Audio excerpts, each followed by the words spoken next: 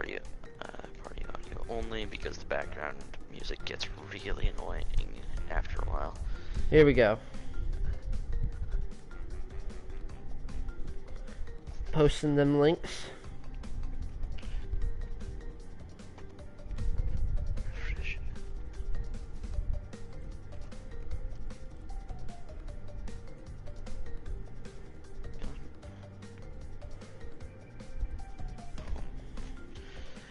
Give me a second while I test the audio on the stream. You do that, because I can't get to my PC quite yet.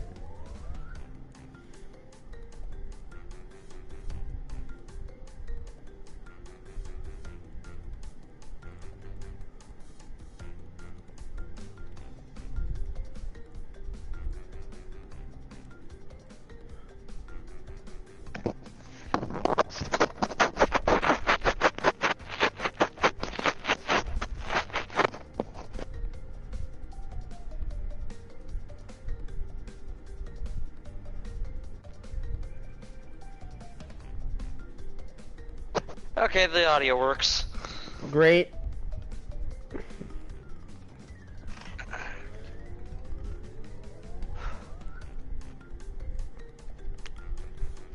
I guess I'll post a link on Twitter. I think it's supposed to automatically post it to the link to Twitter, but I'm just gonna double check. I thought they like stopped allowing that to happen. Bandicoot 2, Cortex strikes back. For some ungodly reason, like one of the primary. No, it's functions of Twitter. it's on Twitter. Okay. That means all the links are up. So, hey, it's Gucci my bros. It's Brainshock podcast, the #1 podcast in the world to turn into a live stream series, I guess. Didn't we use that joke last time? I didn't think of a joke this time. The #1 podcast has ruined its running gag. Yeah, I guess. We're back to Crash. We're gonna do some more Crash 2. I don't know how long. Definitely not gonna finish it anytime soon though, because it's harder to 100%. Yeah, Crash 2 is a lot meatier of a game than Crash 1 was. I need to refresh myself on this level and why I couldn't get the gem. So I'm gonna play through this real quick. I know I can't. Right, color gem. Never mind. So yeah, we said that we'd be doing another Crash stream sooner than this, but real life. But you know, it's still the quickest we've ever been able to update this podcast. Yeah.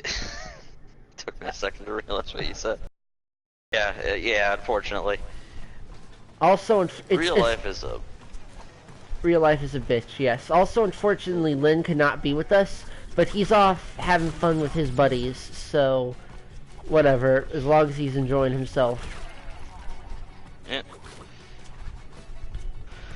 Well, in the hiatus between the last episode and this one, life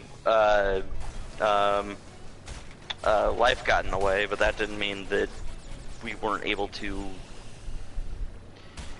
do other things besides just deal with what life was flinging at us. Personally, I recently picked up and beat and got the best ending on Detroit Become Human, and one of the David Cage experiences. How was that? Decent on the surface, but once you start digging into the themes, it gets really it's really oof. Oh, and there's Michael. At least the relationship between. Oh, and there's my boyfriend Michael in the chat. Hello. Welcome, Michael. Sorry to interrupt your Detroit tangent. Yeah, no, it's just I like once I beat it and got the best ending, I thought like, oh hey, yeah, like I don't see what everybody was freaking out about. That shows I still have a long way to go as a writer because I didn't actually see any of the really bad implications or shit that came from Detroit Become Human. It was like just using robots as an allegory for race relations is just it's a touchy subject. Race like talking about okay, yeah, it's say it's so touchy I can't really think of anything to say about it. It just does not handle the it doesn't handle the subject matter it's trying to tackle very well at all. The world building is really sloppy, to say the least, because it's basically just modern day, but there's holograms and robots. But God, there's also this stuff called Therium, which just fucking pisses me off because it's like it's only used for it's a substance that's instrumental in making robots, but anything I can think of that would be used for AI capable robots, it wouldn't this level work is for them without being used for something else. This level is a death route. Oh dear. Yeah, I forgot that Crash 2 introduced these. Well, I also missed a secret exit anyways, so I was gonna have to do this over anyway. Yeah.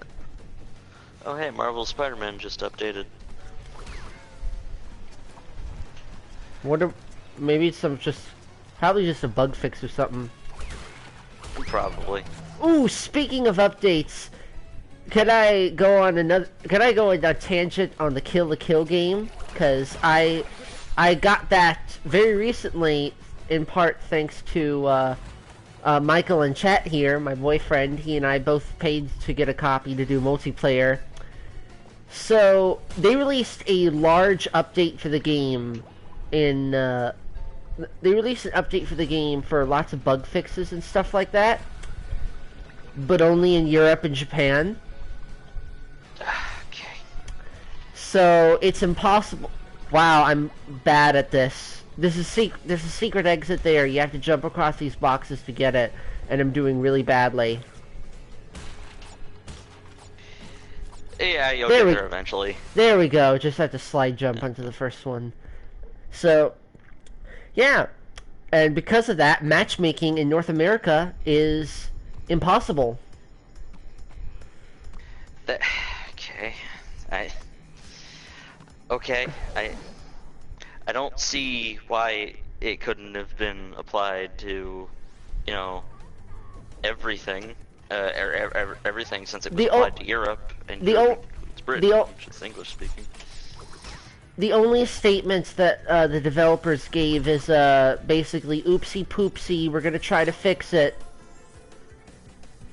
Basically saying, yes, sorry, the updates on the Switch version is oh yeah, and it was only on the Switch version too.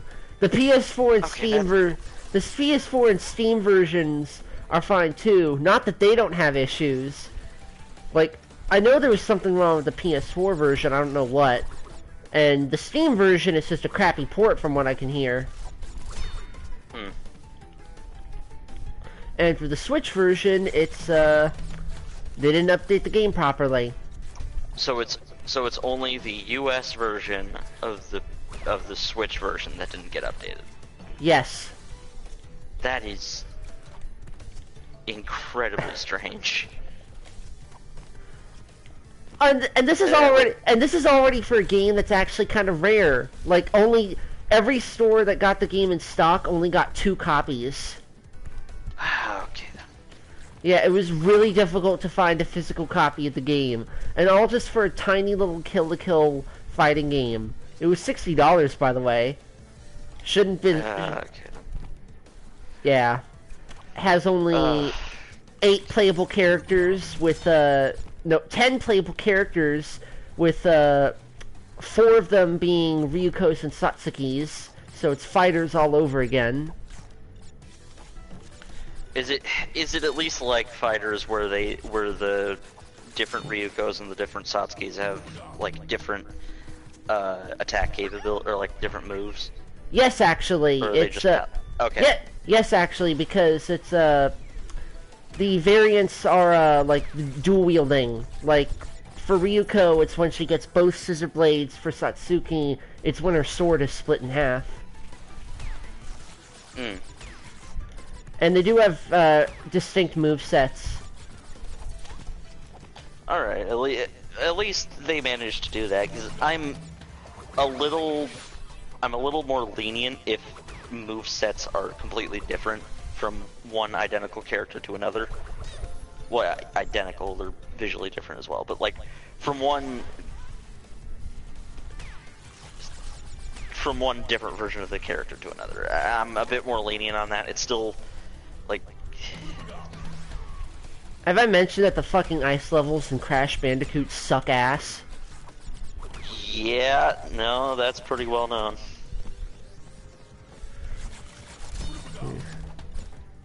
Also, story mode sucks. But aside from that, it's actually a really good fighting game. Like, it's just a really fun and easy to understand 3D fighting game. Yeah, ArcSys, that's it. ArcSys have been pretty good at making like fighting games that are really accessible. Because Fighters, when it was released, was pretty hailed for like having a very basic attack system, and then something that you can sort of learn into, you know? Right, and I'm as somebody who's not very good at most fighting games. I was able to get good at Fighters easily. Like, I'm not fantastic at the game. I'd still get my ass kicked by like a professional, but still, it's one of like 3 fighting games I can comfortably play. Well, I'd still get my ass. I'd still get my ass kicked in Fighters if I were still playing it, but at the same time, I wouldn't get it kicked as hard as if I were in a Street Fighter or Mortal Kombat. You know? I hear it. God damn it! Fucking ice!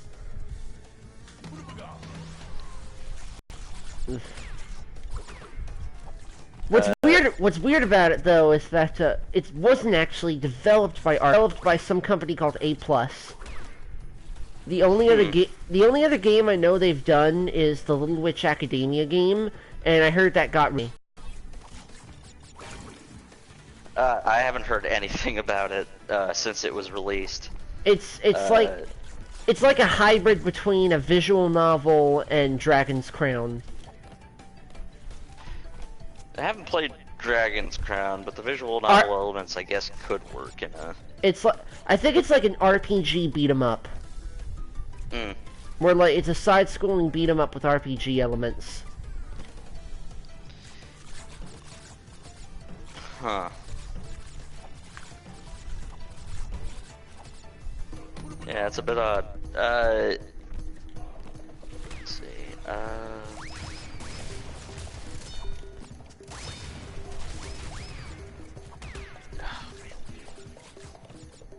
I am blanking on a topic here. Really? Because you said you had so much to talk about. Oh, wait, Yeah, that's right. I thought I did. Oh, I thought of something. Right before the stream started, you were asking if I was, finally gonna watch, Volume 4 of RWBY, right? Oh, yeah.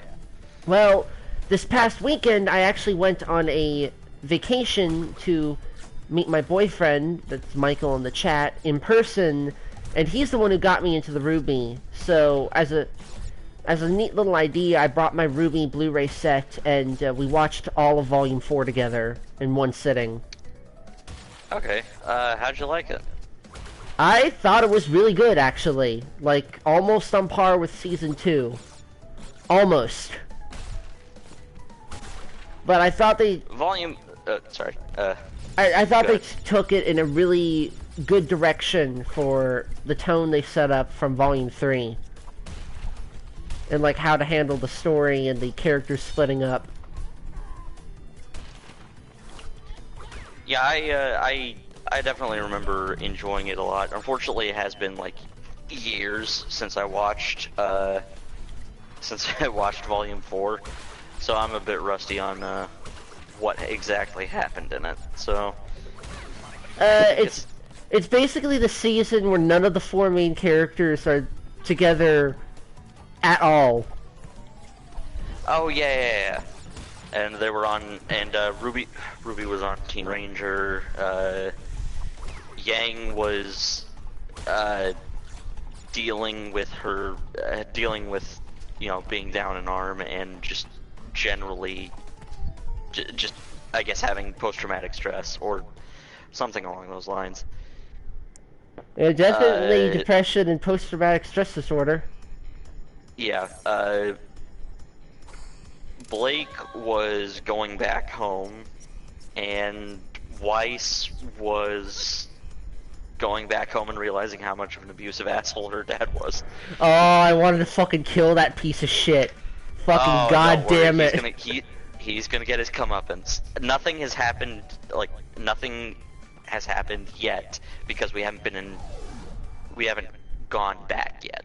But I have a feeling, just from how the story is getting set up, that it's from season 4 or volume 4, that he is going to get his ass kicked. Good, Anakin, good.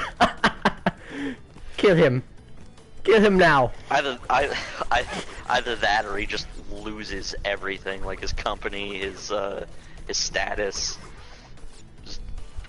he just gets torn down to what's left after he has nothing. Anyway. Yes, death or suffering, or both. Both would be nice, please. I don't know if he's gonna die so much, but he is probably gonna be humiliated. Humiliating death? At the very, very least. I don't know. Well, no, it was good. I might try to watch Volume 5 tomorrow, but it depends on how Fun the Charity Room goes, because that's starting tomorrow. Yeah, just fair warning about Volume 5. It's a lot slower paced than. I can tell by the fact that it's the only Blu-ray set out of the entire series that is 2 discs.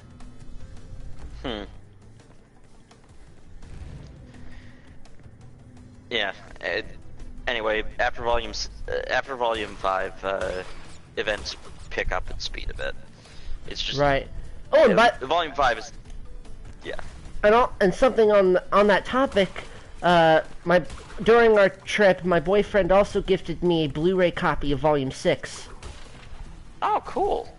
He kind of spoiled me. I'm gonna admit that right now, cause he got that. He helped me pay for Kill la Kill on Switch. He got me the complete series of Teen Titans, because it's his favorite TV show, and I've never seen the whole thing. And he bought me a fucking to-scale figure of Kirby in his robot armor from Planet Robobot. Oh, cool. And it is the most prized figure that I own. Like, it's beautiful. Well, it's good to hear that your trip went at least mostly well. Oh no, it went fantastic. Like nothing bad happened whatsoever. That's great to hear, man. Yeah, me personally, it's mostly just been.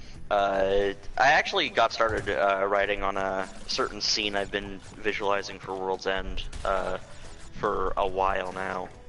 It's nothing special. It's just like the epilogue scene to the whole thing. Got it. I haven't done anything for Nights since probably a year and a half, maybe less. Yeah, man, creative processes take time.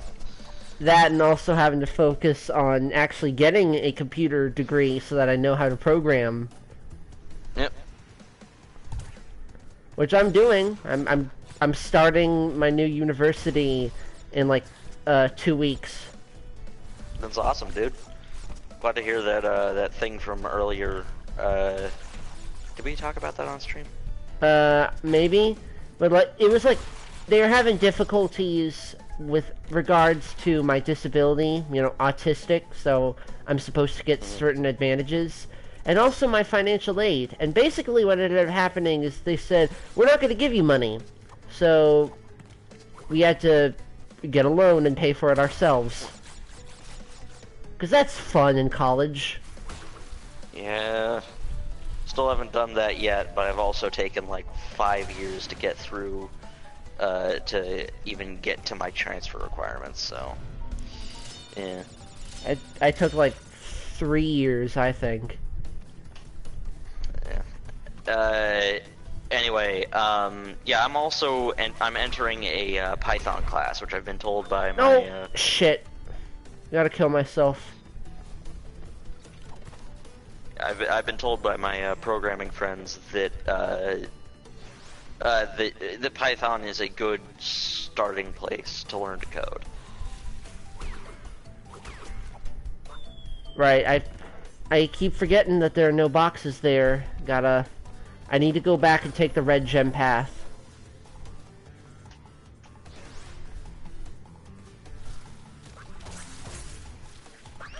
Don't!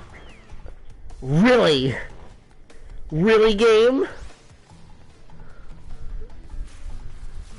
Do you see how fucking awful these ice physics are? No, yeah, I know, and as I hear it, the original was worse. Like, way worse. Oh, yeah, well, maybe not way worse, but it was worse. The original Crash 2 is pretty much the only PS1 Crash I played a significant amount of.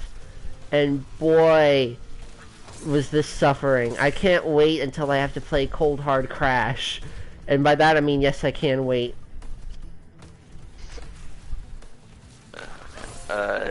Cold Hard Crash, I think the only thing people are annoyed about is because of box, because again it's oh man when did the N Sane Trilogy release? Like 2 years ago, I think. Let's see.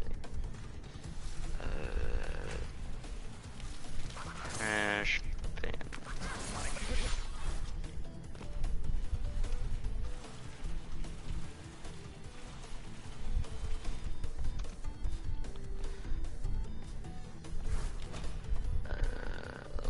Okay, initial release date, yeah, it was June 30th, 2017, so just over 2 years ago.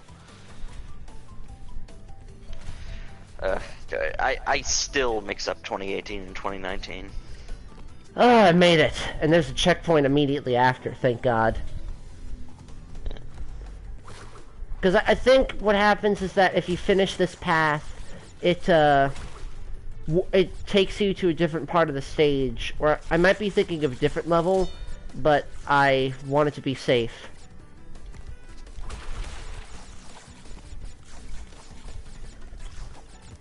What else to talk about?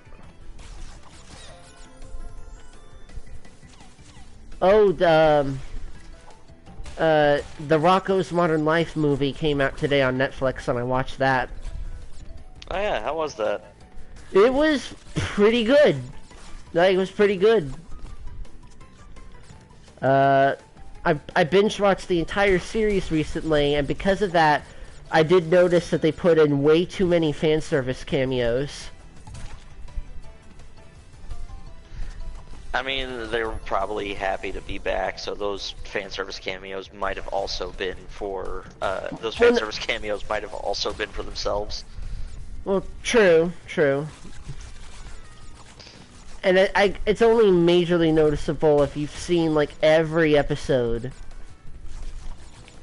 But no, I thought what they actually did with it was really interesting compared... Like, tonally, it's still the same as the show. It's still goofy, like, really bizarre humor. And, you know, dealing with modern life, because that's the entire premise of the show. But the actual topic and theme that they covered for the movie was really interesting, and I thought they did it really well. Because basically the entire theme of the movie was accepting change, because, like, the premise being Rocko and his friends have been trapped in space for 20 years because of the last episode of the original show, and then when they do come back to Earth, Heifer and Filbert are able to adjust instantly, but Rocco's going through culture shock, and he's trying to bring back his favorite TV show because it's been canceled and not rerunning for several years. And I can't say too much without spoiling it, but I'm sure you don't care about spoilers, and I don't know if you're interested in really watching it. I might watch it if I get Netflix again, and then. Well, I mean, I don't have Netflix. I mooched off someone else. Oh yeah, I do that too, but like, it's complicated. I'd rather have my own Netflix account, not specifically to watch that, but like just, you know, money isn't right for a Netflix account, you know. Yeah, same here. We used to have Netflix, but we kind of had to quit it. Yeah. Oh yeah, a while ago, like a couple of weeks or maybe 3 weeks ago, they announced like a $3 Netflix plan, but only for Japan or not Japan, only for India, and it's only like accessible on mobile phones. I mean, I've like cell phones. Fucking kind of jealous. Like $3, Jesus.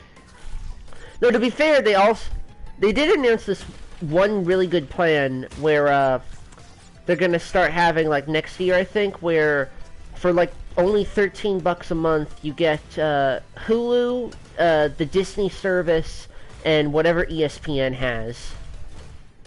Yeah, it was you get Disney Plus, ESPN Plus, and Hulu, and yeah, that's a pretty good. I think that's a really good deal, because I think like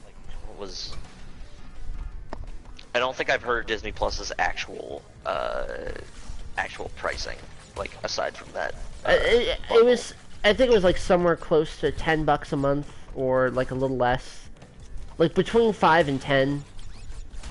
I'd imagine it's around the same for ESPN Plus and Hulu Plus as well. Right.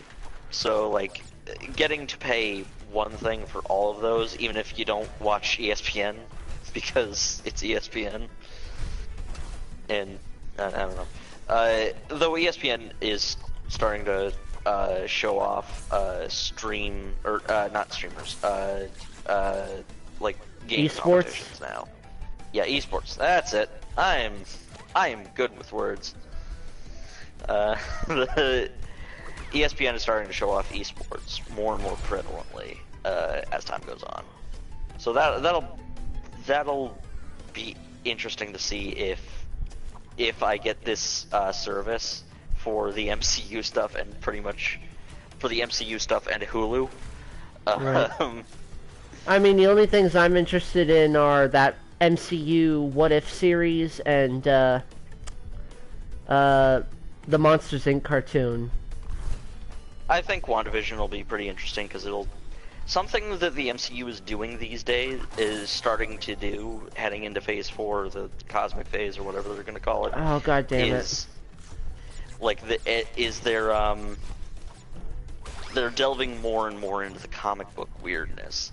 Like, you got Doctor Strange in the Multiverse of Madness, an Eternals movie. Oh, speaking of, actually, I remember reading that WandaVision's going to be the first TV show, aside from Agent Carter, because of that one Endgame cameo, to actually be connected to the movie, like actually have a connection to the movies, because it's going to tie into Multiverse of Madness. Yeah. I remember hearing that Wanda Maximoff, or Scarlet Witch, is going to show up in Multiverse of Madness, and that is going to be very fun to see, because Scarlet Witch's abilities are pretty crazy in the comics. I'm not sure like how far that extends into the movies.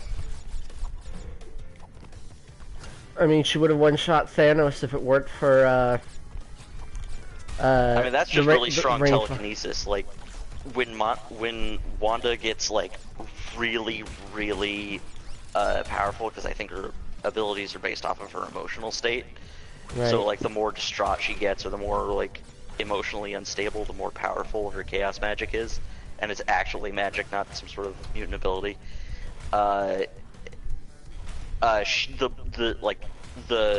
The more she can control reality, to the point where she literally erased mutants off the face of the earth in one comic arc that obviously got undone because Wolverine is one of the most popular Marvel characters. But yeah, WandaVision I think I'm pretty excited for because A, it ties into Endgame, and it ties into the grander MCU, which is stuff Disney, which is something that MCU shows haven't done up till now, like haven't done explicitly up till now, and and just seeing how Vision gets brought back because WandaVision takes place after Endgame, but still involves Vision somehow. So that's gonna be interesting to see.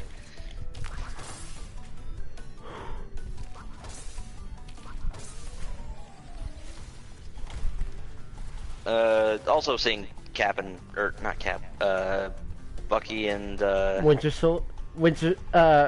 and Winter Soldier. Yeah, Falcon and Winter Soldier. Seeing that happen, because I've heard implications that they're still going to be on the run even after the events after Endgame. Yeah. Like, you'd think you'd get a pardon for saving the universe, but no. Well, you know, the Marvel Universe is composed of dicks. Yeah, and I'm sure Thunderbolt Ross had a bit of a hand in keeping them wanted men.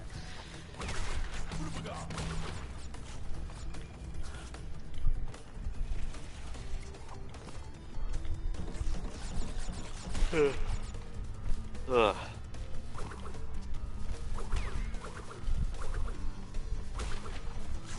Again, though, out of the MCU shows, the one I'm most curious to see is the animated What If. Because What If is such a fun concept in Marvel.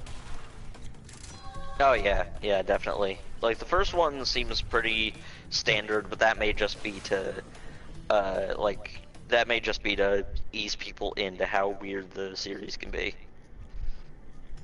First one, in case our audience doesn't know about it, it's basically what if Peggy Carter had gotten the super soldier serum instead of Steve. Ooh, I didn't actually know that. Yeah, it'll be really interesting seeing like what reasons they come up with of why Steve, why he wasn't allowed to become Captain America. Either like maybe he was a bit more jingoistic in the past, or he just followed Bucky's advice back then, or something along those lines.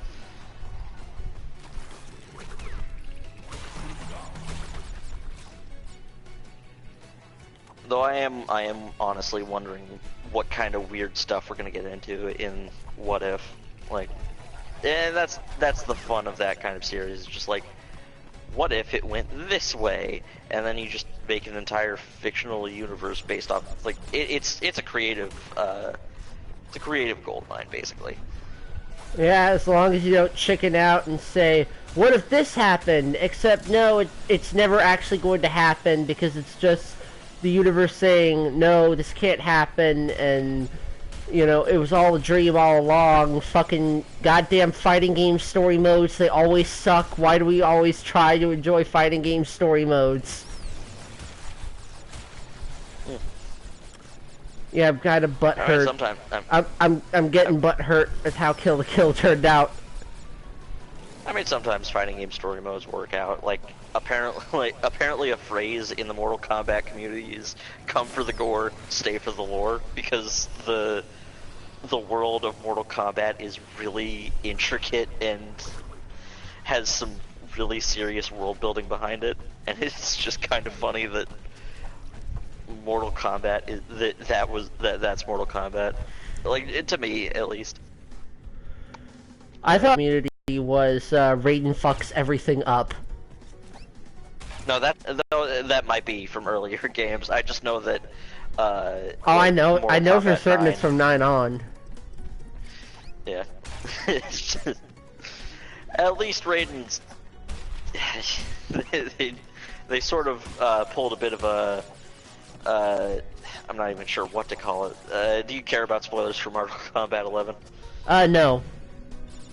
Yeah, basically what they do is, like, you know that Dark Raiden twist from the end of Mortal Kombat 10, where Raiden was sort of corrupted by the process of turning the world's energy, life energy, back to positive. Yeah, he's after that he becomes. Woo, okay, I made it to the death route. Sorry, yeah. Just was satisfied with that. But yeah, Raiden becomes a bit more militant after that, a bit more aggressive in his campaign to protect Earthrealm. But what ends up happening is this new villain that comes in, Chronica, is just like, yeah, no, I don't like the way you've been handling things. Not just in this most recent stuff with all the militant stuff, but even back then you were fucking with time. I don't like people fucking with time. So I'm gonna erase you from existence and bring back in good old Raiden. And literally, she erases Dark Raiden from existence, and Raiden from about Mortal Kombat 2 ish. Damn it! Up. I was at the goal. I was at the goal for this fucking level. At least it isn't like, and the N Sane Trilogy isn't like the isn't like the European version where you have to get there, where you have to not die on your way, or you have to not die in the level at all, even on the death route, because if you do, then the death route is locked off and you have to start over again. Yeah, I appreciate that. Like, as long as you step onto it, it just stays there. But yeah, Dark Raiden is explored for all of 10 minutes and then erased from existence to bring back in old Raiden, who isn't evil. You colossal fuck up. We're gonna bring back the old Raiden, the good Raiden. And yeah, I mean the good Raiden. I'm fucking serious. In the old games, Raiden is my main. Yeah. What ends up happening is, but yeah, like Dark Raiden is just gone. And then the whole thing is like the whole thing is a bit of a like the past meeting the future sort of thing, where Johnny, like the past version of Johnny Cage, who isn't in the military and is just an actor who fights really good, shows up, past Sonya, who didn't get together with Johnny Cage, past Jax, past everyone basically, and that's how they're able to bring back Shao Kahn. And all the new 10 characters like what about us? Actually, the interactions between the old cast, or what's the old cast, or what's left of them, and the newer cast, and the new old cast. Damn it! Time travel's really confusing. The fucking perspective in this section sucks. I can't tell how far I'm supposed to be jumping there. Anyway, yeah, there's really good interaction between the past versions and the current versions of the thing. Like, there's this point where Johnny interacted with his past self. His past self makes a comment about wanting to tap his future daughter's daughter's ass. And that's uncomfortable. And Johnny, and then current Johnny gets really fucking pissed off and drags past Johnny off by his ear. Oh no. And then that's the impetus for the fight of the for the fight of that part of the chapter. It's Johnny Cage saying, "Dude, that was your fucking daughter." God.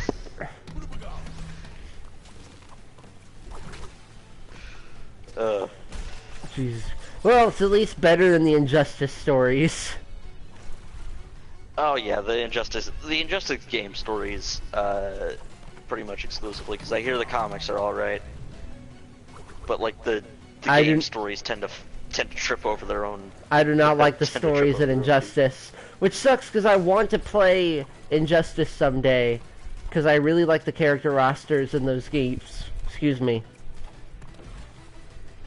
I'm still fucking blown away that they got Hellboy and the Ninja Turtles as guest characters for 2. Oh yeah, the Ninja Turtles. Well, I haven't played the game, but it's the Ninja Turtles are fun. I love it when games can be silly. Like during E3, announcement of the. I have sampled Injustice 2's multiplayer in person. Who did I play as? I think I remember playing as.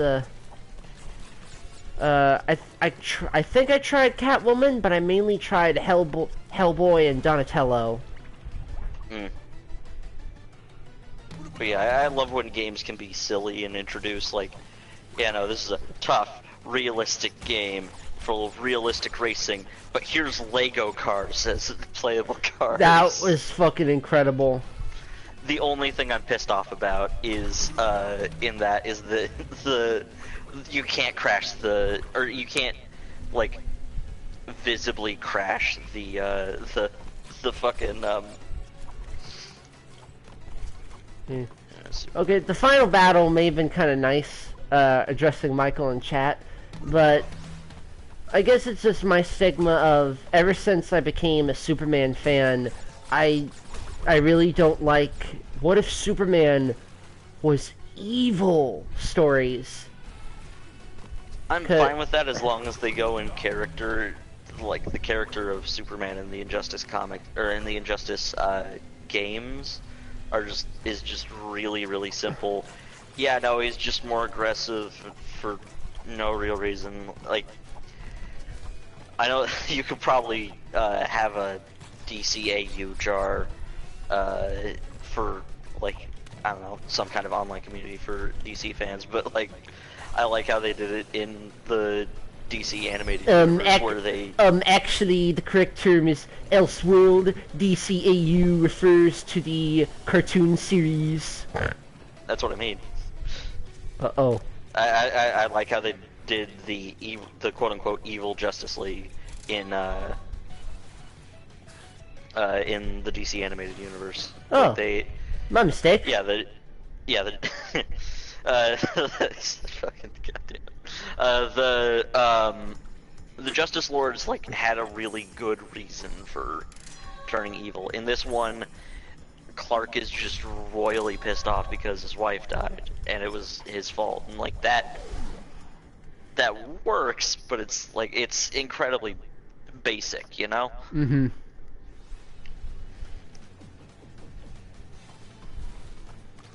Also, why did I get the time trial thing?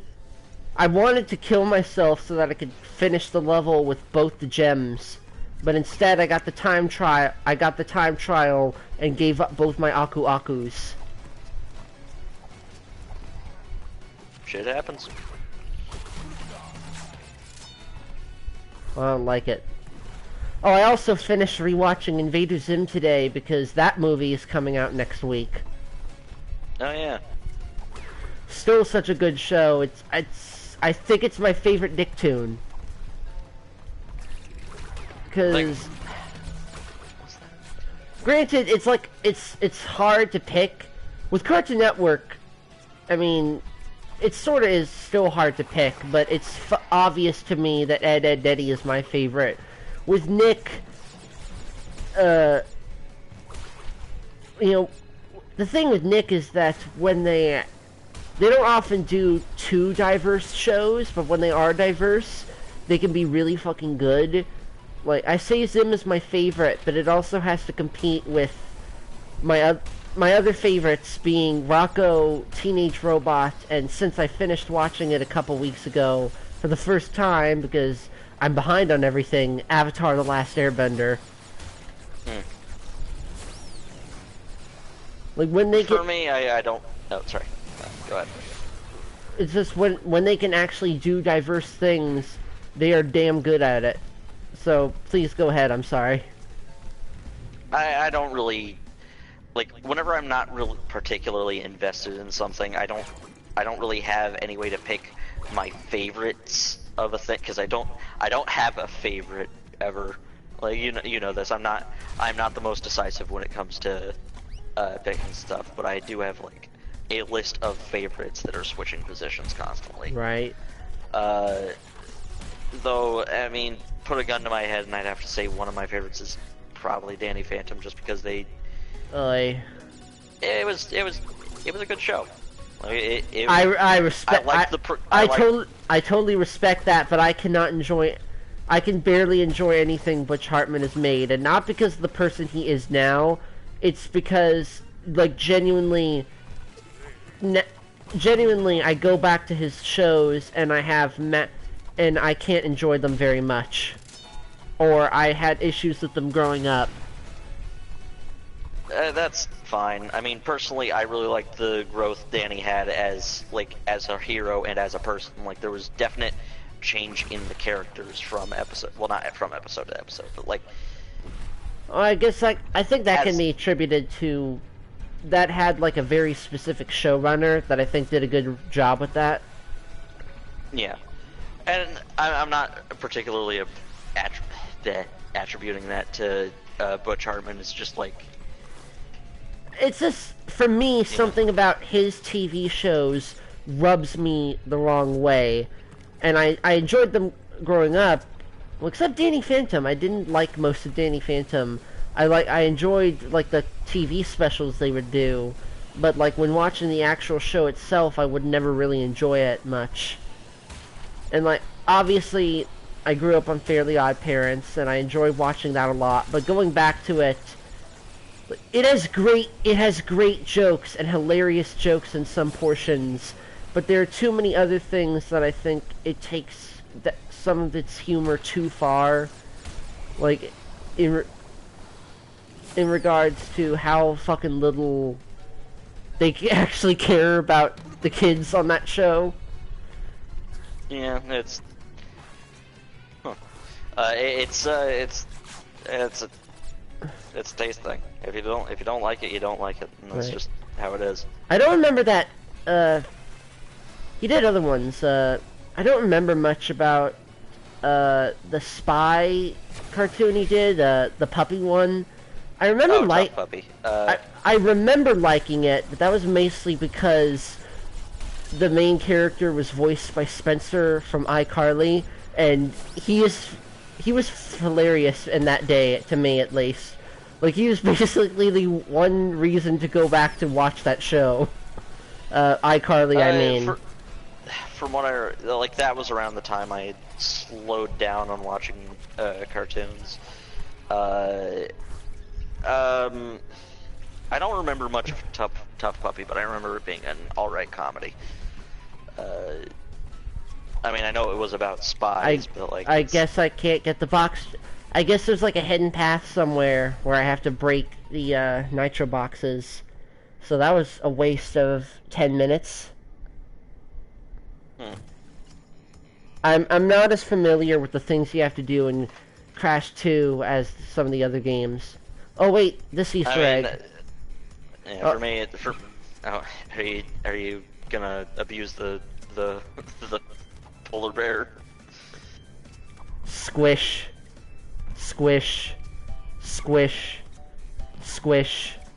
Squish. Squish. Squish.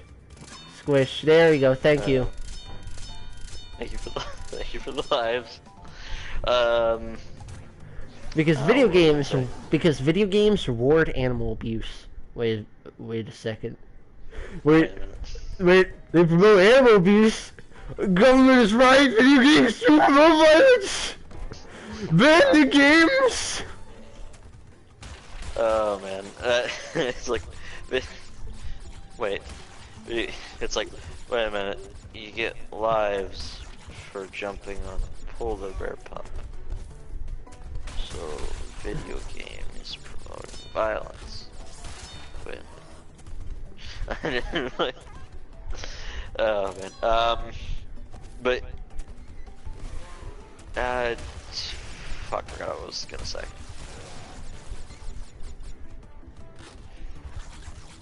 Polar bear levels. Yeah, animal levels. They're a thing in Crash. So you think if they continue the Crash series, what do you think they'll do if they continue the Crash series? Take what 3 did and expand on it. Okay, do it. Make Crash 4. I know Wrath of Cortex exists, but it was too similar to Crash 3, and what it did try to do different wasn't very good.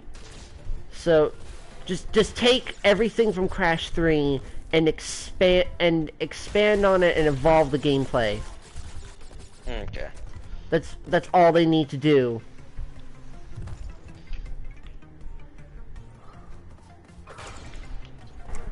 So I finally figured out the reason that they had pill-shaped hitboxes in this game, and as it turns out, that's the generic hitbox shape that that comes with I think Unity or whatever or whatever engine they based this game off of.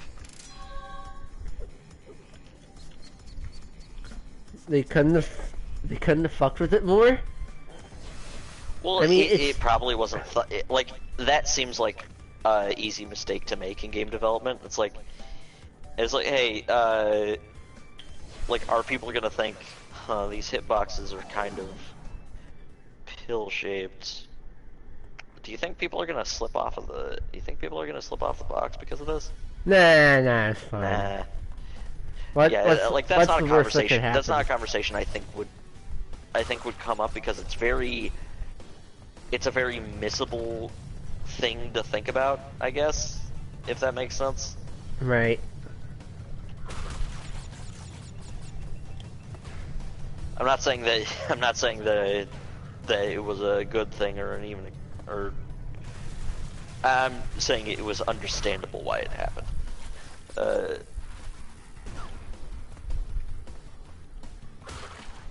Anyway, well, I don't remember it giving me too much strife in these games. Like, it has, but I don't remember specific examples. Well, yeah, because it's mostly just standing on a box and then slipping off, or jumping onto a box only to, like, not hit it right and then slip off into a probably bottomless pit. But yeah, no, I don't think it's all that much of a big issue because overall the game is still the games are still like really solid.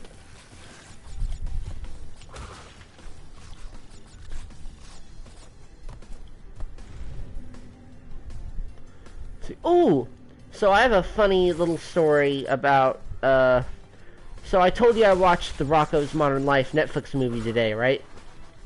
Uh-huh. Well, I watched it with my grandma for a couple reasons. Before I was born, in the 90s, she did keep up. Rocko's Modern Life was her favorite, and it was one of the first TV shows she personally introduced me to. So I thought it was important.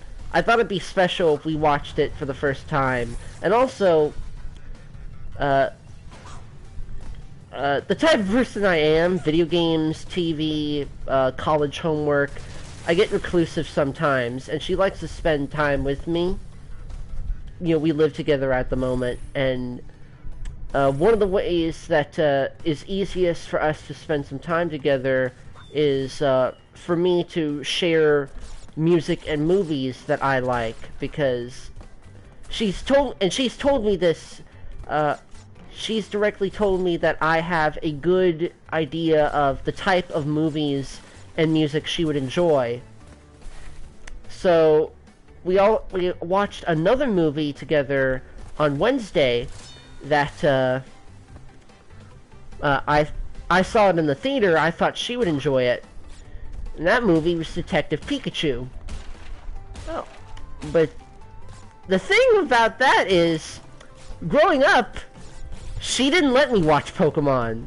She and my mom both thought that Pokemon and similar anime were too violent for kids, or that they would influence my mind. They were paranoid about violence in media to an extent. So I wasn't allowed to watch Pokemon except for rare occasions. Like, I saw the first movie with Mewtwo, basically when I got mad at my grandma and told her, how can this be violent if it's a G-rated movie? But that was then. This is now. Since then, you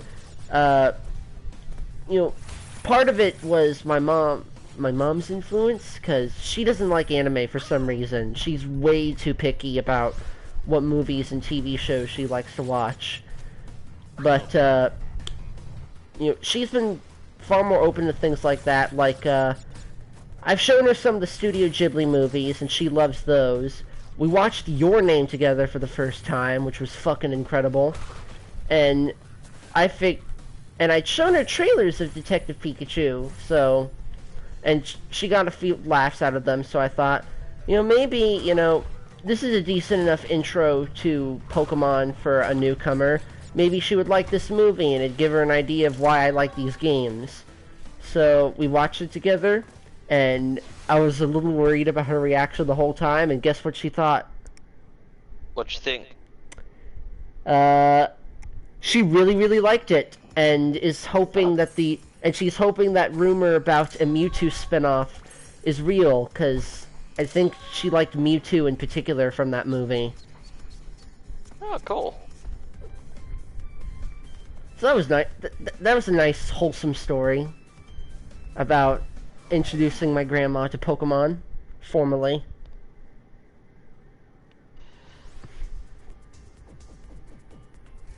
Yeah. Yeah. Your hair! I don't have... What are you, gay? Yeah.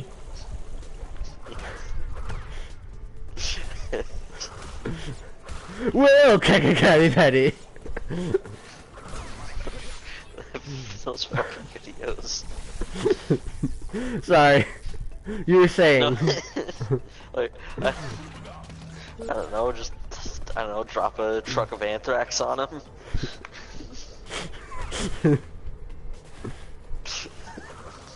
A true Saiyan always sprinkles when he tinkles.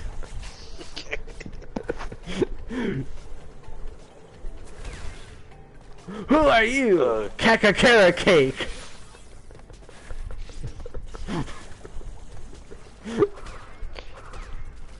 Okay, where? I feel like you kept trying. I feel like you kept trying to say something, and we kept diverting into Dragon Ball's P quotes. No, I don't think so. I was just looking for a topic. Fuck it. Let's just talk about internet bullshit that we like. Internet bullshit we like. Let's see. I mean, I'd make a steamed hams joke, but you hate that meme, so I'm gonna save yourself that. I'm gonna save you that trauma. Oh yeah, I recently got back into Splatoon a little bit, and I did until the Splatfest ended, basically. I did a little bit after the Splatfest because I still like going on Salmon Run and going through Turf War. And I haven't done Salmon Run. I haven't done Salmon Run in so long. We need to get together for that with Lynn. Oh yeah, that'd be fun.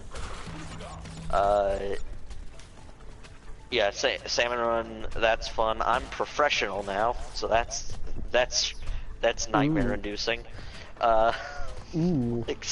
Like seriously, some Salmon Run professional runs end up like looking like something out of like an ink themed World War II, just like one of those War is Hell movies. Like there's ink flying everywhere. there's like at least 4 towers on the map at one time. There's 2 or 3 steel eels moving around, and it's just like it's oh my god. But anyway, yeah, I recently got into this YouTuber called Octoboy just because he has these really funny, like they're just shit posts, but like they're Damn it. I don't know why. There's this one joke that always gets to me where the Inkling goes off the ledge of a map. Hello, Lex Brazil. Sorry, somebody new came in the hi. chat. Yeah, the Inkling goes off of the edge of the map. It falls into Super Smash Brothers as the Inkling, doing the squid form taunt. You know, the one where they super jump into the air and then land in ink. Right. I think that's the up special, actually. Oh, is it? Okay. Yeah, the up special. Yeah, their up special is the. All right. When they land, they do the gun in the air taunt, and they have the clip from that. What's up, fuckers? Fine. It's the simplest little thing that makes me lose my goddamn mind. Wait a second. I already have the gem. Why do I keep going down that path? I keep thinking there's boxes down that path, but I don't think there are. Yeah, I don't think there are either. Yeah. Can you guys tell? Can you in the audience tell that I'm not as good with Crash 2 as I am with Crash 1? Yeah, I could tell. I've never finished Crash 2 or 3. I've gotten far in both of them, but I've never finished them, and I've never played them as often enough. That is strange to me, because Crash 2 and 3 are just plain better. Isn't it? And easier, I'd say. I mean, it could just be a thing of not being used to level design. True. Also, something to note also, I've never actually played the PS1 version of Crash 1. I've played the PS1 versions of the other games. I've even played the PS1 version of Crash Team Racing, but not these ones. Yeah, that's understandable. The PS1 version of Crash 1 is just leagues worse than Crash 1 on N Sane. Well, I just never got the chance. Yeah. Well, yeah, there's that. I'm just saying, it's like just stating for the list. Anyway,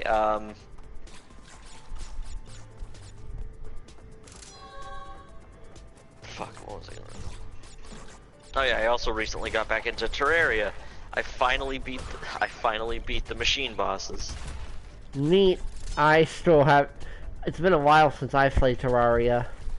Well, yeah, it's been a while since I had the server up.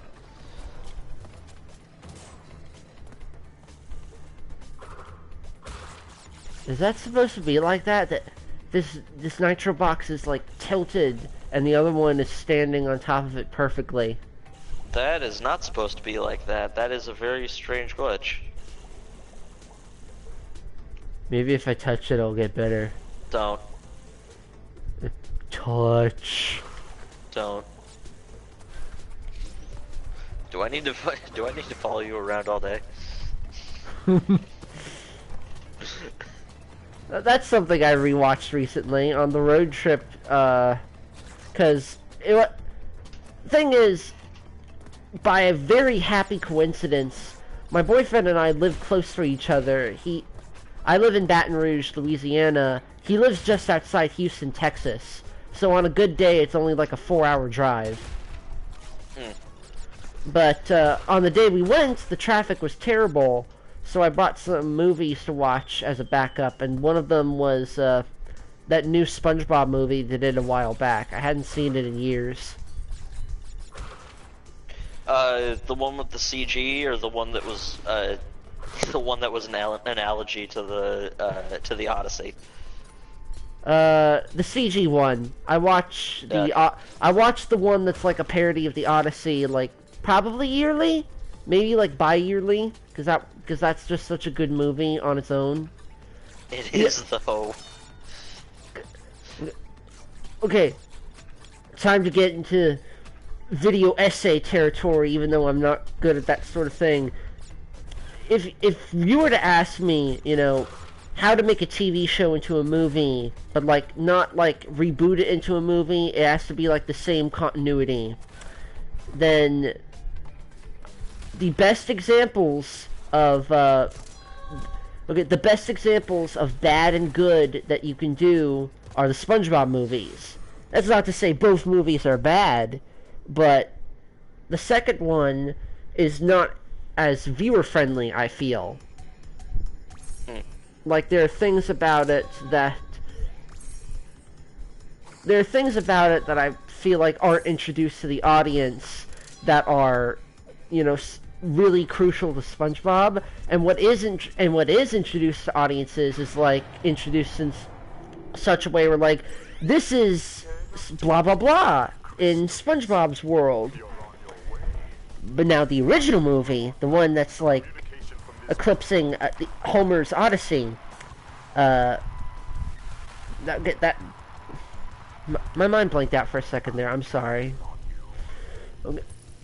That movie does a good job at introducing people to SpongeBob because it establishes the characters and the world and everything, but not through exposition, not expecting you to know anything, but like naturally introducing the characters and their personalities and how they interact with one another. So like, you know, it's good as a standalone movie because it treats the characters like they are just in their own standalone movie. With the other one, it's either expecting you to know already, or it's holding the audience's hand. Okay. And I can name many movies that do it the right way and do it the wrong way. Like, I feel like Simpsons is an example that did it the wrong way, but that movie just has many problems because of executive meddling. Powerpuff Girls is a really good example. Because that's the literal... I think that one is the literal origin story. It is, but like... It is, but that at the same time that also allows it to be introducing itself as if it were a traditional movie. Yeah, what I'm saying is, like, it was a bit like, what I'm saying is, like, it's not a bad thing. It's just, like, that just made it easier for the writers and filmmakers, you know? Right. Some terrible examples are any of the theatrical 4Kids movies. Another, I wouldn't say bad example, but just plain weird example is the Sweet Life on Deck movie. Well, that's kind of different. That's a made-for-TV movie. Like, okay, yeah. I'm talking strictly you're just talking about strictly. Like, if you make a theatrical movie that is in an established continuity of a TV show, and not like a reboot. It can't be like J.J. Abrams' Star Trek. I mean, yeah, it is in the same continuity to an extent, but still, like, it's at the same time, it's also its own. It's also its own movie that just uses the world and characters. Speaking of, did you hear about Tarantino wanting to make an R-rated Star Trek movie? I didn't. It is going to be hilarious. Like, because the way Star Trek is built, it's a very optimistic, very, like, the humanity in the future is definitely doing extremely well for itself. So much so that we became pompous assholes a century after the original series. That's not to say that... I assume that... I'm talking about, like, early series Star Trek Next Gen. Right. I'm about to say, I'm assuming you're referring to Next Generation. That's the version of Star Trek I'm most experienced with. I know. Yeah, like next. I know tidbits of the original series. The only one I watched a lot of was Next Generation. I'm not the best versed in the series. I just follow a reviewer who has like a comprehensive review list. Is it Star Trek? Is it Likara? Star Trek. No, it's it's. Have you ever heard of a reviewer called SF Debris? No, actually. He does like video essay style review. Like he doesn't show his face, is what I mean. Right. He does like reviews of the classic internet type angry video game nerd, nostalgia critic, those kinds. But like he doesn't show his face, and B, it's mostly of science fiction material. Sometimes he'll go into fantasy stuff like Madoka Magica, or and he does review anime, but he's not an anime fan exactly. Okay, that's interesting. Yeah, he's a very, like, I feel like he's got a lot of interesting opinions about stuff, and he is a huge Star Trek nerd, and he really, really likes Star Trek. And I just watch pretty much, I've seen pretty much all of his Star Trek reviews because they say you work best with what you know, and by God does he know Star Trek, and so a lot of his reviews are really funny, at least in my opinion. Anyway, God damn, I'm dying so much in this area. Yeah, it's one of those levels where you have to speed run it in order to get one of the gems. Yeah, as long as you keep up a pace, I think you'll be fine. I've ever since I first played Crash 2, I've always gotten overambitious with slides and jumps in this level, or these types of I pushed the jump button there, game. And I hit a checkpoint, so now I have to start it over again. You know what? Maybe if I reload my save file when I actually had lives. Yeah. Or wait a second. Nope. I forgot to save on my own, and the game auto-saved that I have barely any lives left. God damn it. Well.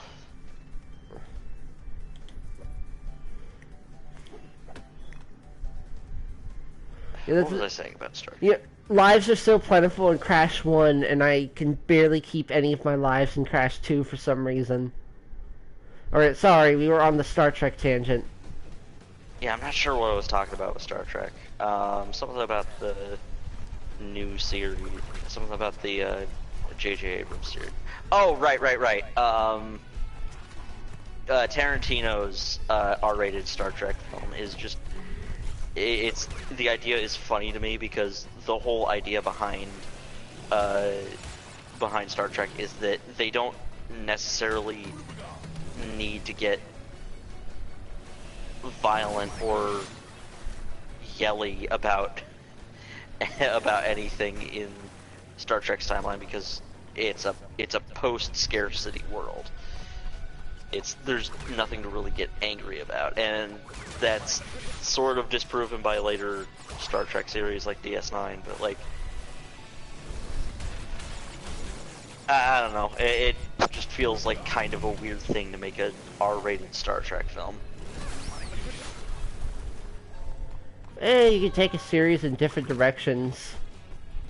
That's true. I mean, yeah, it's a bit weird, but still, it also sounds interesting at the same time.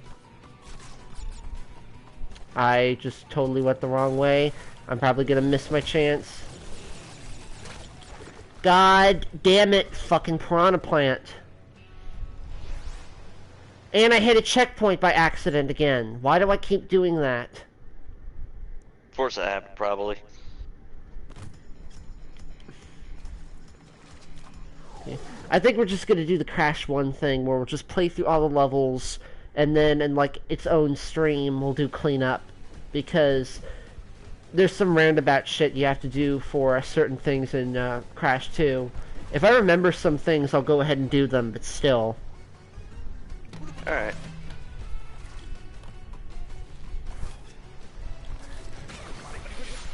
Oh god, it just hit me that it's the weekend. Whoops. I just killed myself instead of quit. I'm wasting all of my lives.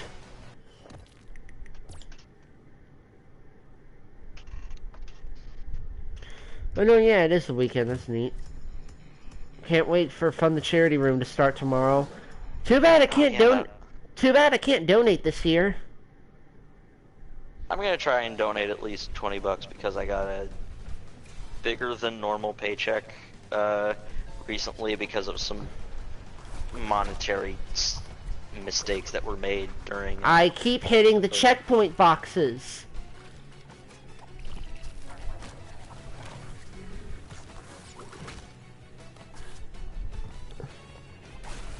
Alright, this has to be a perfect run now.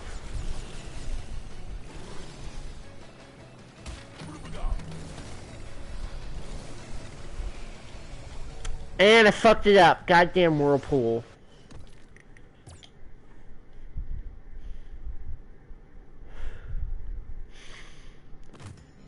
I'm cool. I'm calm, not getting pissed off this game. Cool as cucumber.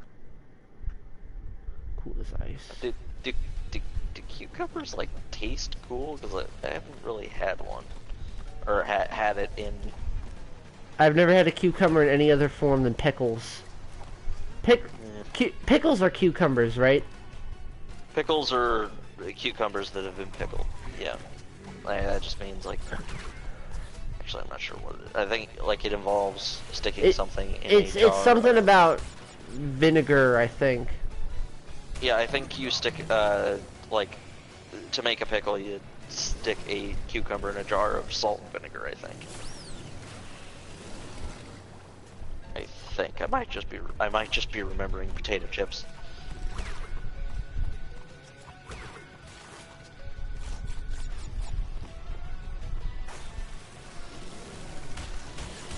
I don't know, maybe it's because cucumbers have so much water in them.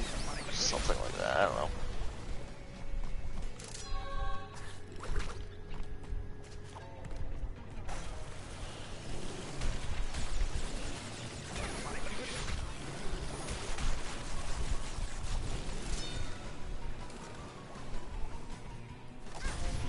God damn it! Fucking really?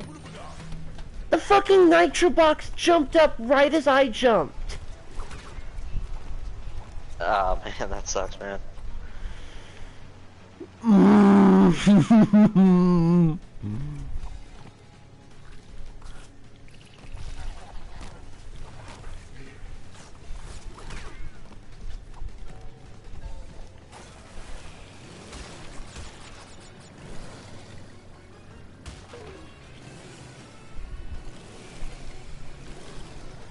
Fucking whirlpools!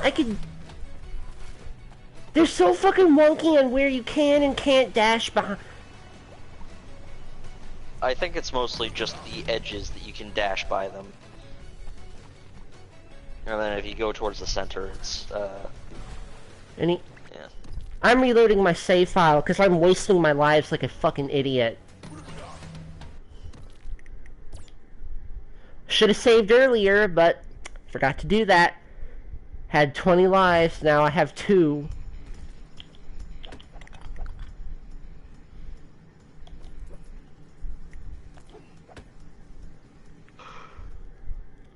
Fucking god damn it. Maybe it's also because I'm focused so much on the conversation, but I also don't want to stop talking. Yeah, I mean, as a streamer, you kind of need to. Unfortunately, that's the recording curse. Let's player curse. Oh yeah, the recording curse. That's it. You need to, if it's a live playthrough, then recording while talking just sort of screws with your head a bit. It splits your focus and makes it harder to.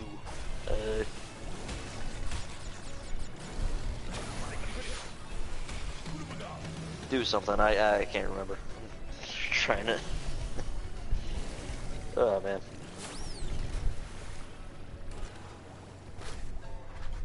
I opened a checkpoint box by accident because I accidentally slid into it.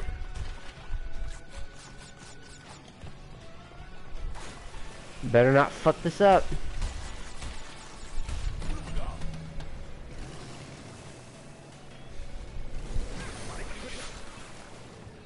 Oh, there's the timer. I thought it was in the bottom left for some reason.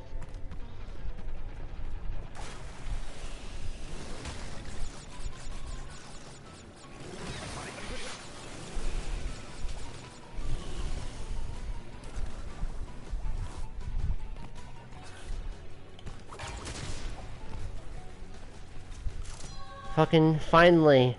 And I'm just gonna reload the level because I'm not gonna waste a life. Also because I got that checkpoint by accident. So I've been trying to get back into reading manga lately. Oh really? What series have you picked up? I mean nothing too fancy. On my trip I bought some manga, but nothing really significant. I got a one-shot of some random Tenchi Muyo stories that are about Sasami, but I mostly picked it up because it has this exclusive Tenchi comic strip in it, which I thought was neat because I love comic strips. And I haven't honestly read a lot of Japanese comic strips. I've watched Lucky Star the anime, but I've never read the manga because the manga's just, it's essentially a comic strip like Garfield or Peanuts. And also I found an adaptation of one of the Disgaea games, one of my favorite stories of the Disgaea games actually. And it is a really fun manga because the author is really good at portraying the characters' personalities and portraying the humor of the series. And the art is really expressive, especially during comedic moments. And they added some extra stuff onto the game that wasn't in the original game. Here's the only problem. I bought the first 2 volumes because I looked it up before because I already wanted to buy it, and I thought, oh, okay, it's only a 2-volume manga because the first game had a manga that was only 1 volume, and so it makes sense for the second one to be only 2 volumes long. It's 4 volumes long. 2 of the volumes haven't been translated, have they? Not by fans or officially. They have never been translated into English. How long ago were they made? 2005, I want to say. Oh God, I'm so sorry, man. I know the feeling. It was close to be. I know it's just a game adaptation, but I have I love everything about Disgaea except the main gameplay. The gameplay is great, but I have difficulty enjoying it because it's a little bit archaic compared to some games I've played like Fire Emblem or Final Fantasy Tactics, which I sampled recently. And, you know, I feel like some mechanics are handled weird, but I love the characters, I love the humor, I love the art design of the series. And I thought, man, this manga is like the perfect outlet for this. Because there have been adaptations before, but they kind of sucked. There was an anime based on the first game. It sucked really badly. And there was a manga based on the first game. It sucked really badly. This manga, which is based on the game in the series that has my favorite story of the series, is really good. And I feel like this is finally an outlet where I can get complete enjoyment out of this franchise. And most of it isn't in English. Like, not even fan translated. I looked up fan translations. They got as far as the first volume, the first chapter of volume 3, and then they stopped. Ugh. It's so painful. I know that feeling. Kind of. It's okay. So, I read fan fiction on occasion because like fan stories are really fun. No, I hear ya. Yeah, I found this fanfic that of My Hero Academia that was what if Midoriya had a variation on All for One's quirk, and like I'm like it's basically that if he memorizes and identifies how a quirk works, he can use it for himself. And I'm like, holy shit, that is an amazing concept. How long?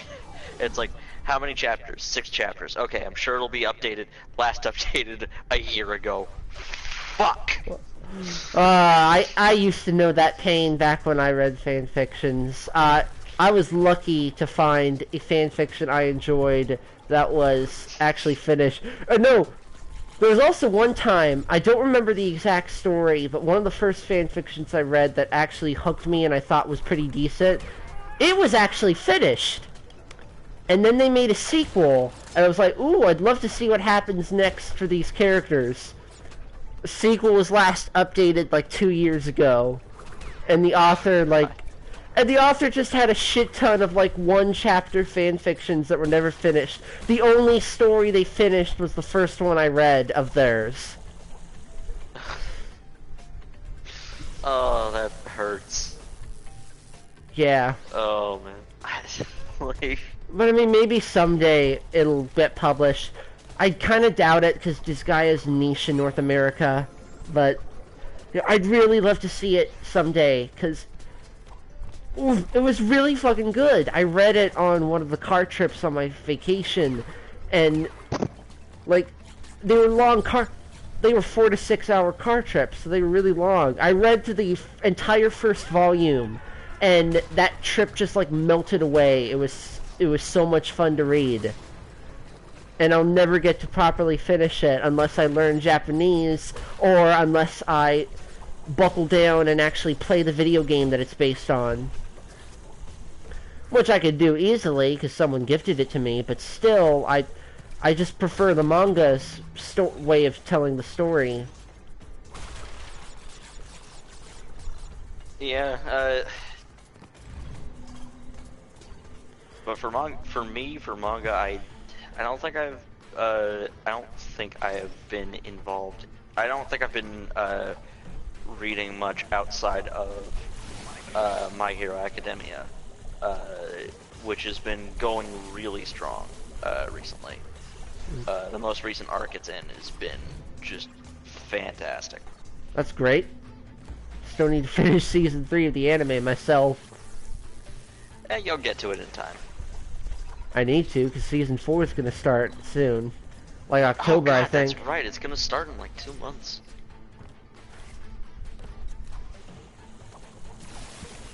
Oh man. This most recent arc, like...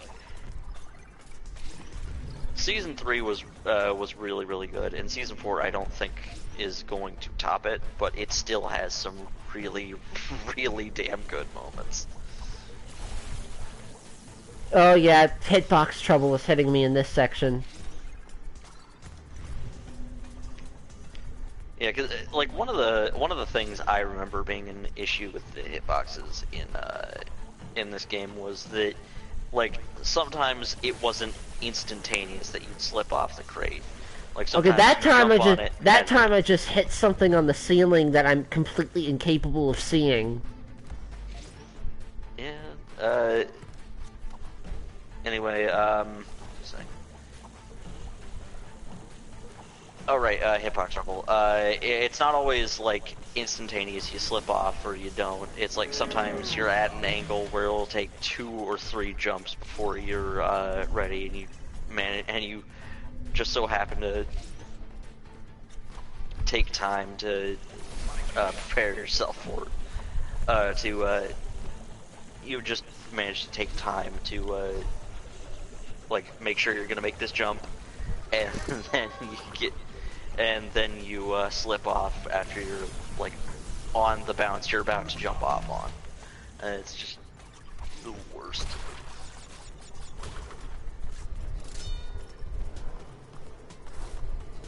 At least I got the gem in that section. I don't think there were any boxes there. It was just a yellow gem path. It's true. Yeah, I could go for like another hour, hour and a half, maybe. I mean, I think we should probably cut it off at maybe a half an hour after now, because I gotta eat dinner soon. Oh yeah. Okay, so Soonish. 2-hour stream. That sounds good. Yeah. This is going to be the quietest Brainshock episode ever. But why'd I come back there's here? only 2 of us. Why'd I come back here? I don't need to be back here.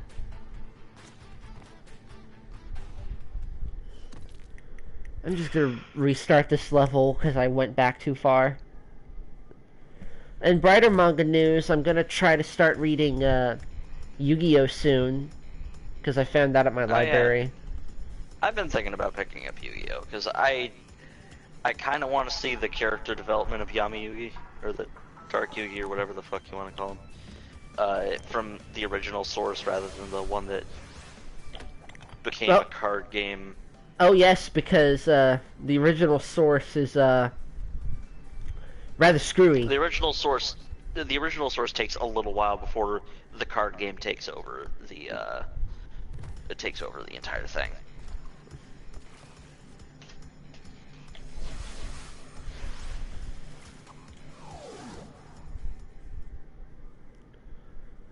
Like shattering Kaiba's mind was like the end of a long series of incredibly violent games that Dark Yugi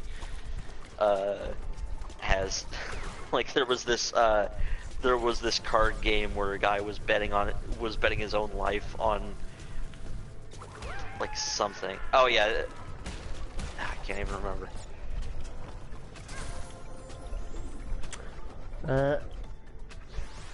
I have like 2 weeks before I go back to school, and I haven't watched any anime this summer. The most I've watched for shows is Rocco, Zim, and Avatar. So I need to watch at least a couple of animes, I feel like, with my free time. The only one set in stone is, because I found it at my library, the Persona 4 anime. In part because, even before Persona became really big because of Persona 5, I've known people that are huge Persona fans and have told me, if you want an easy way to get into Persona, watch the 4 anime, because the 4 anime is really good. So I want to do that. I'd say I agree. The only proviso I'd say is watch the dub, because the sub is like, from what I've heard, the performances in the sub are very, very dull. Like, especially the protagonist. Johnny on Bosch just adds a... Oh shit, it's fucking Johnny Young Bosch? I think Johnny Young Bosch voices you. Oh shit, that's gonna be incredible. I also doubly want to watch it because recently, since it was on sale on the eShop for really cheap, I got BlazBlue Cross Tag Battle. And the only properties I'm familiar with in that game are BlazBlue and Ruby. So it'd be nice to know at least a little bit about Persona. Yeah, And the most I know about Persona comes from 5, because I have briefly played a little bit of 5.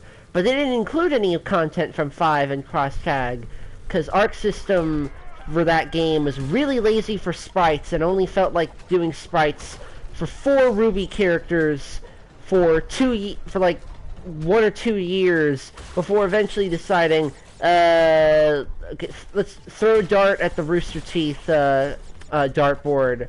Okay, Neo! We'll do another Ruby character. We'll do that one. We'll do that one, because that's the one the dart landed on. Well, also, the fandom really likes Neo. I mean, Neo is great, but like, you know, I'm a little butthurt. I'm personally a little butthurt there's no Juniper yet. All we've gotten are palette swaps. That's true. I'd like to see what they could do with Jean. And for what I've heard possible leaks. I don't know if they're true, but if the leaks are true, then the only other Ruby characters they're gonna add are, I suck at this level so much, are Adam and Cinder. Adam Adam seems like he'd be a fun character. Cinder, I guess so too. I don't know. I do have this to say. If they both get added, if I meet anybody who for some reason or another mains or at least plays as a team of Adam with either Blake or Yang, I will personally go to their house and do something not nice. You just throw a singular egg in their house. You're not even aiming them particularly well. Yeah, asshole.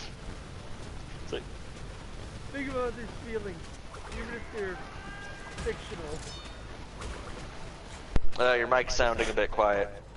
Oh, how's that? That's better. Yeah, I probably just got unhooked from my controller a little bit. Yeah, take that. Ah, shit, I missed. That was my only egg. Wait, you throwing egg? You ain't throwing eggs at people's houses, are you? No, officer. Just, having a nice snack. You're having raw eggs as a snack? Yeah, of course. So tasty. Ugh, I don't understand kids these days. Where was that from? That sounds super familiar. It's the regular show Halloween special. That's right.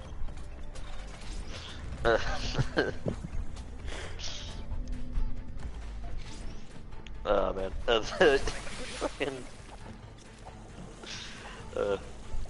Stu, how many eggs did you get? Well, I wanted to be safe, so I got an egg. An egg? Stu, that's one egg! Oops. Just one egg.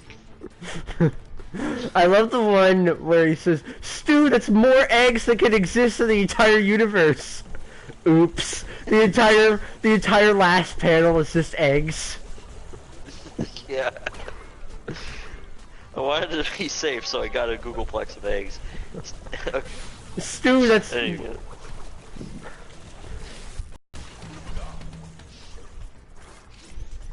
Anime I've been watching, it's just been JoJo's Bizarre Adventure, Golden Wind, so far. I never get to keep JoJo's up with... fun. I never get to keep up with modern anime. I'm always so far behind on stuff. And I haven't actually watched any new anime in a while. The last thing I watched that was actually new to me was way back in, I want to say February, March, I watched Hellsing Ultimate. Whenever I don't feel obligated to watch any particular show, so I never really feel like I'm behind unless I've been slacking on watching a particular show. So it's like, I'm caught up on JoJo's, I'm caught up on the current season, you know? Right.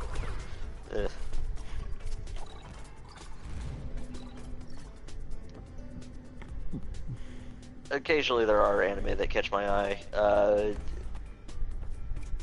There is this one show I've been thinking about watching called Fire Force. It's also from David Productions, the studio behind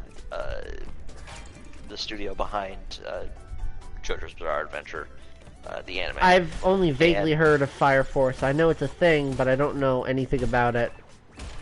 Okay, so it's about it's about superpowered firefighters who fight fire demons that used to be people.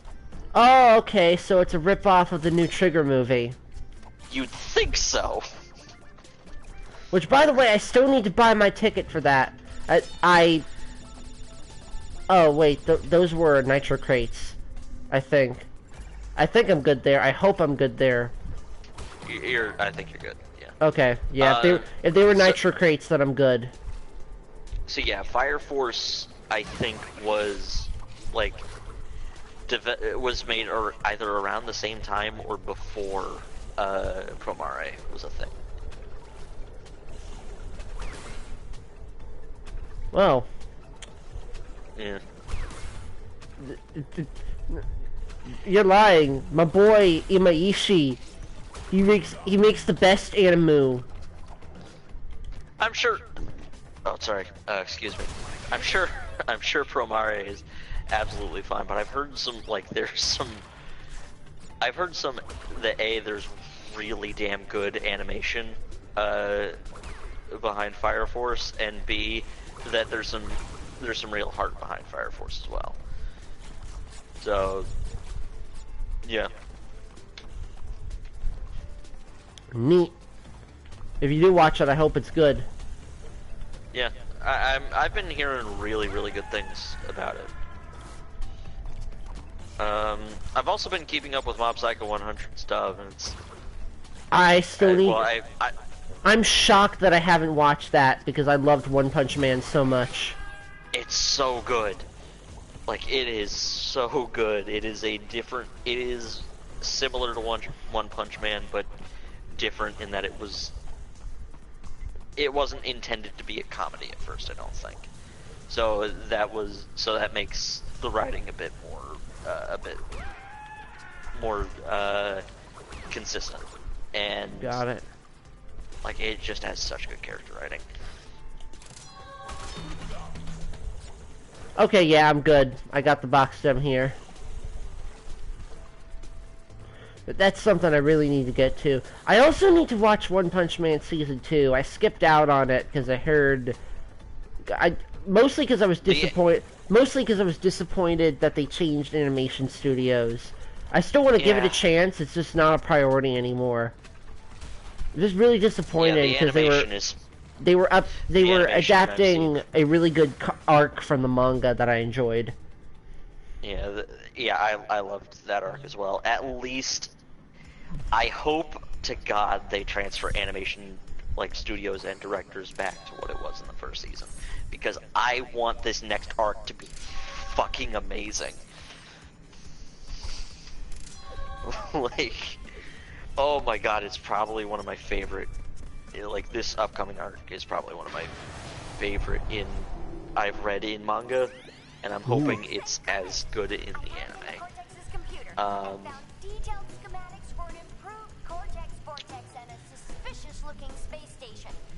There was something else.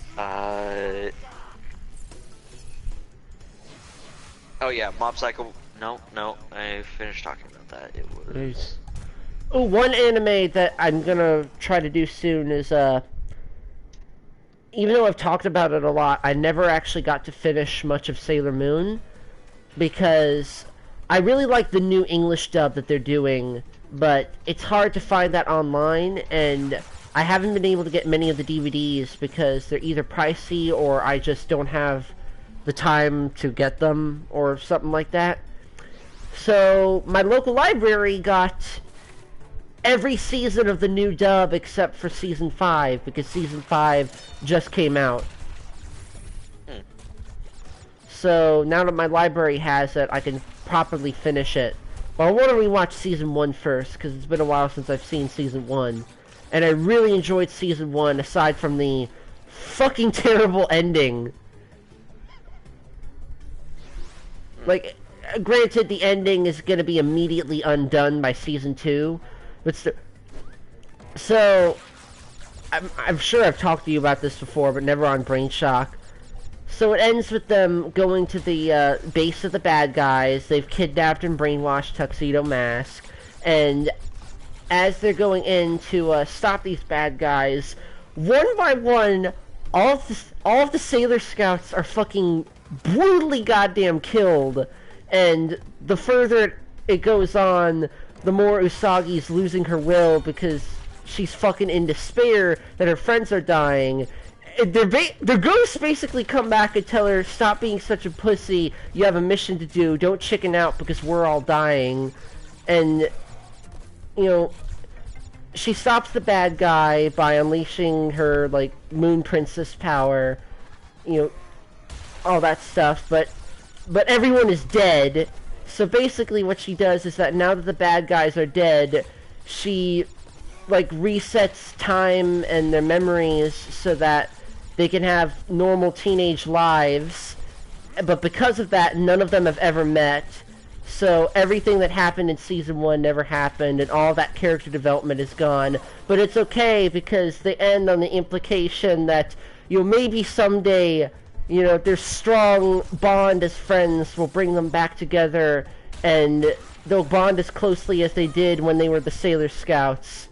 And then the credits end with, next time on Sailor Moon, aliens! That's how it ends. Don't forget to miss.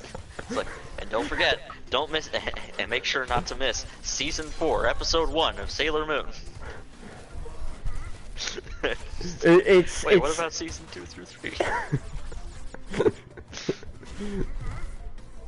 Oh, God.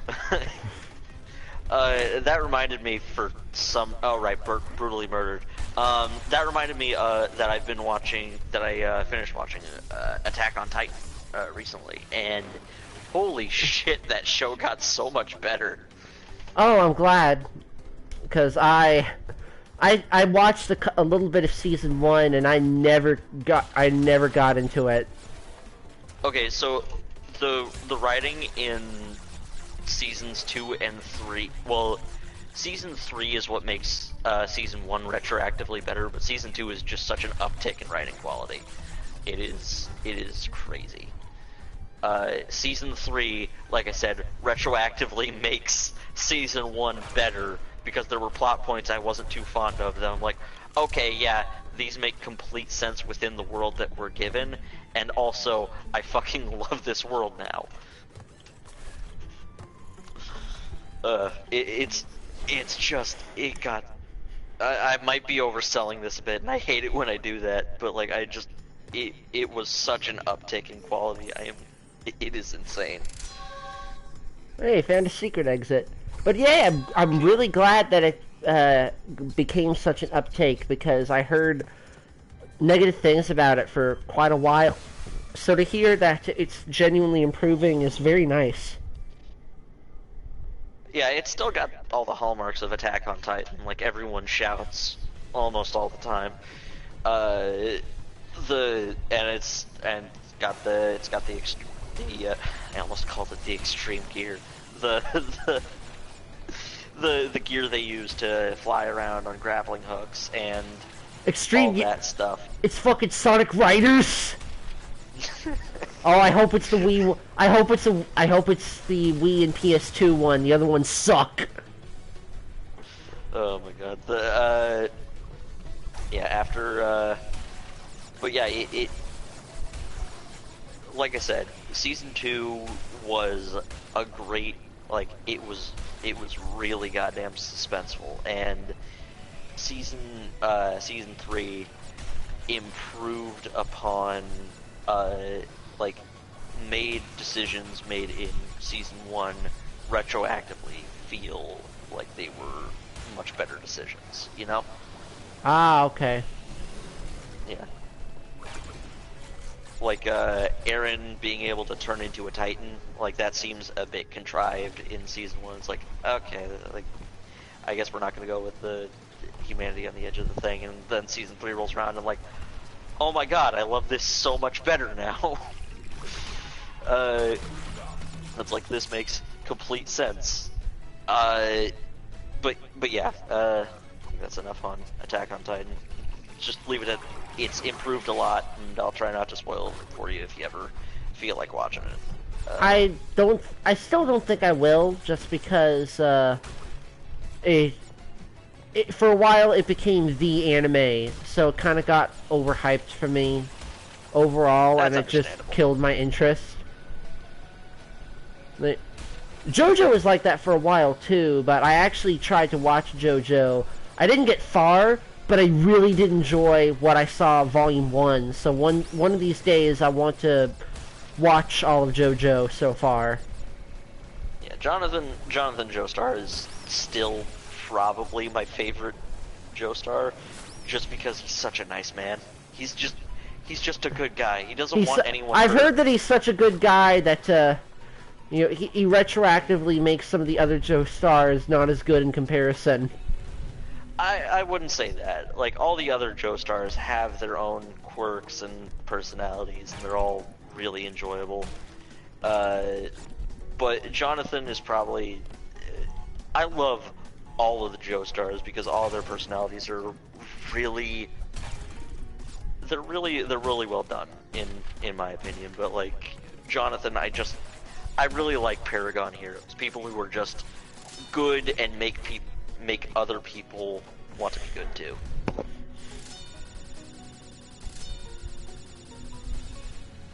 I like characters like that too, significantly, honestly.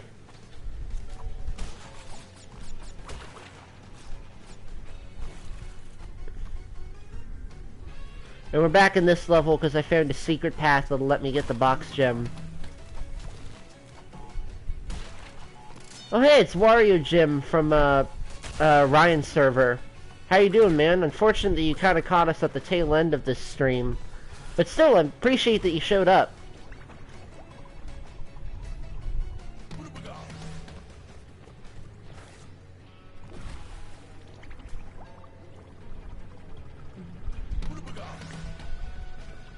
See what ooh, one other series I'm planning on watching soon is Teen Titans, because I never really watched it as a kid and I barely saw it as a teen, but it's my boyfriend's favorite TV show, so as a gift he got me the complete series box set, so I'm gonna get to watch that pretty soon. Alright, so I'm gonna have to disappear for a little while. My dog needs a bath, and she isn't the best at walking right now. So. And you have dinner soon too, right? Yeah. So I gotta get going. This was a great stream. Okay, I'm gonna go ahead and end it in a minute because I'm at the end of this level. All right, I'll just wait for you to end the level then. Okay. Level's over, I'm gonna save and we're gonna quit. Thanks everyone who came to the stream, or anyone who is watching this after it's been just uploaded to YouTube as a video. Sorry it took so long to do another one of these, and sorry I sucked this time. Just was so focused on the conversation part of it this time. But hopefully we can do one of these again soon. I'd like to finish it. I'd like to at least finish Crash 2 before I go back to college. So, Alrighty. Any parting words, Broken, before you do your stuff? Flip flap. It's really riveting. Nice job. Great work. Yeah, thank you. The fucking idiot could fucking gonna delete this entire goddamn podcast. He's ruined it. Fucking ruining the culture integrity of Brainshock podcasts. The #1 podcast in the world that's a glorified Crash Bandicoot live stream. Okay. Okay, good night everybody, we gotta go.